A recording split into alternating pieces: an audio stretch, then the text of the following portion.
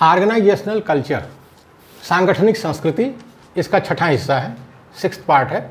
इसमें 23वां पॉइंट है, what do cultures do, what do cultures do, cultures functions, cultures functions, संस्कृतियाँ क्या करती हैं, संगठन के अंदर संस्कृतियाँ क्या करती हैं और संस्कृति के कार्य क्या हैं, संस्कृति के कार्य क्या हैं।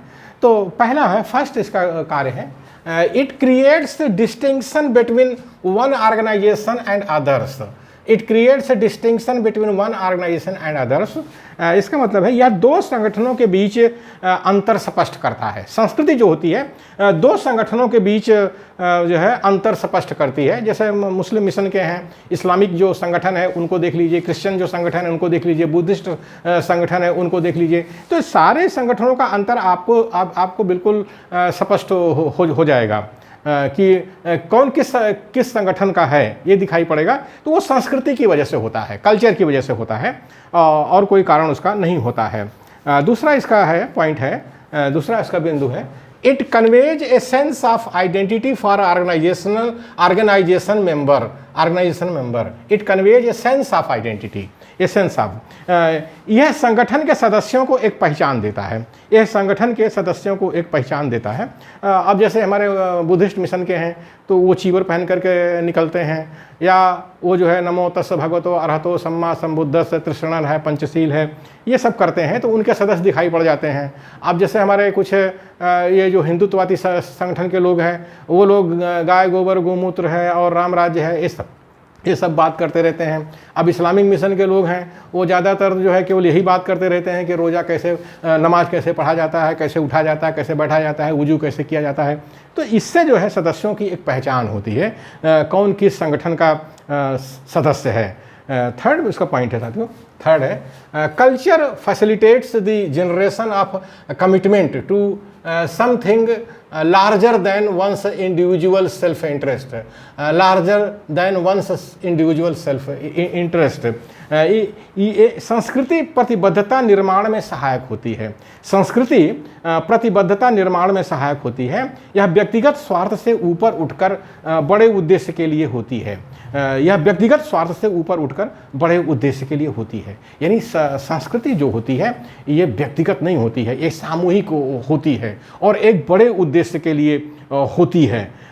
फोर्थ पॉइंट है इसका, फोर्थ पॉइंट है, फोर्थ है, it enhances the stability of the social system, it enhances the stability of the social system.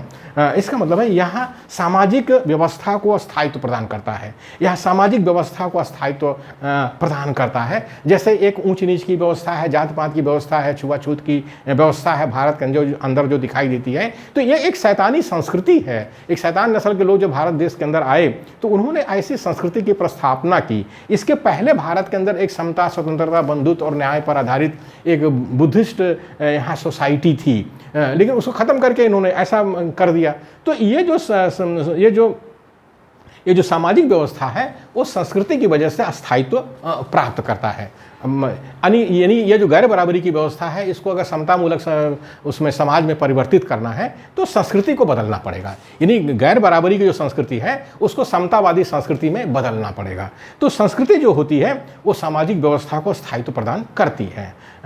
आगे है, आगे का पॉइंट है साथियों इसी में कि कल्चर इज द कल्चर, हाँ, culture is the social glue that helps hold the organisation together by providing appropriate standards for what workers should say and do. इसका मतलब ये हुआ संस्कृति एक सामाजिक गोंद है, एक सामाजिक गोंद है। जैसे गोंद नहीं होता है, ग्लू गोंद होता है, सामाजिक गोंद है जिससे संगठन एकजुट रहता है। संगठन क्या होता है? एकजुट रहता है। यह संगठन को एक उपयुक्त मानक प्रदान करता है। संगठन को क्या करता है? एक उपयुक्त मानक, स्टैंडर्ड प्रदान करता है जिसे कार्यकर्ता कहते हैं और करते हैं, जिसे कार्यकर्ता कहते हैं और करते हैं। सभी संगठन में ऐसा देखा जा सकता है कि एक कुछ तो उसके नॉर्म होते हैं, कुछ उसके स्टैंडर्ड होते हैं जिसको कि कार्यकर्ता उसका पालन करते हैं। अब जैसे इस्लामिक संगठन है, इस्लामिक संगठन में क्या होता है? 5 वक्त की नमाज है, तो वो एक नमाज उनकी जमात की होती है फ्राइडे की। तो ये संगठन के सदस्यों से आशा की जाती है कि वो उस जमात में नमाज पढ़ेंगे। क्रिश्चियन मिशन का है, संडे मॉर्निंग प्रेयर होती है, तो सदस्य जो है उसमें जाते हैं इकट्ठे होते हैं, प्रेयर करते हैं। तो इसी तरह से हर संगठन का अपने नॉर्म होते हैं जिससे कार्यकर्ता उससे जुड़े रहते हैं और ये गोंद की तरह काम करती है। यानी संस्कृति क्या होती है, ये सामाजिक गोंद है जिससे लोग जुड़े रहते हैं। फिफ्थ पॉइंट है साथियों, fifth, finally culture serves are a sense making and control mechanism that guides and shapes the attitudes and behavior of workers। इसका मतलब अंततः संस्कृति संगठन का अभिप्राय बनता है, नियंत्रण की यंत्रणा को बनाता है, जो कार्यकर्ताओं के व्यवहार एवं सोच को एक आकार देता है एवं उन्हें निर्देशित करता है। जैसे हम भारत देश के अंदर बात करें, यहाँ एक गैर बराबरी की व्यवस्था है, तो जाहिर है कि ऊंच नीच है, छुआछूत है और जात पात है, तो लोग उसका पालन करते हैं और वो जो है एक तरह से सामाजिक नियंत्रण है। यानी एक जात से दूसरे जात में अगर अंतरजातीय में विवाह कर लिया तो आपको जात से बाहर कर देते हैं। तो ये नियंत्रण है, एक तरह से नियंत्रण है। लेकिन ठीक है, ये गैर बराबरी की व्यवस्था है, उसमें चलता है। लेकिन जब समतावादी व्यवस्था होगी तो उसकी संस्कृति अलग होगी, तो उसकी प्रस्थापना अलग होगी। कहने का मतलब है कि संस्कृति क्या करती है, कार्यकर्ताओं का जो है उस समाज में रहने वाले, संगठन में रहने वाले लोगों का जो एटीट्यूड है, जो सोच है, उनका जो व्यवहार है, उसको नियंत्रित करती है। जैसे संस्कृति होगी वैसे लोगों का जो है सोच होगी, वैसे उनका व्यवहार होगा।